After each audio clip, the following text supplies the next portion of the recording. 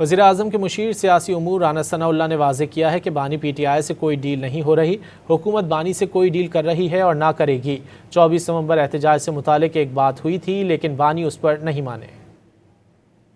کوئی ڈیل کی بات گورنمنٹ کی عمران خان سے نہ ہوئی ہے نہ ہوگی، اور اسٹیبلشمنٹ تو میں نے تو کبھی نہ اس کو ڈیل آفر کی ہے اور نہ وہ کبھی کرے گی۔ ہاں، 24 نومبر کو جب انہوں نے اسلام آباد کا گھراؤ کیا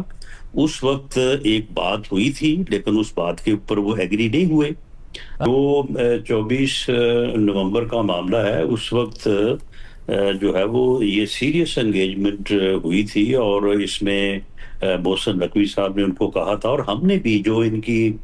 سیکنڈ درجے کی لیڈرشپ، اس میں اسد کیسر صاحب تھے، اس میں عامر ڈوگر صاحب تھے، اس میں انتخاب گور صاحب تھے، تو ہم نے ان کو کہا تھا کہ آپ جو ہے یہ اسلام آباد کے گھراؤ کی بات کو جو ہے وہ واپس لیں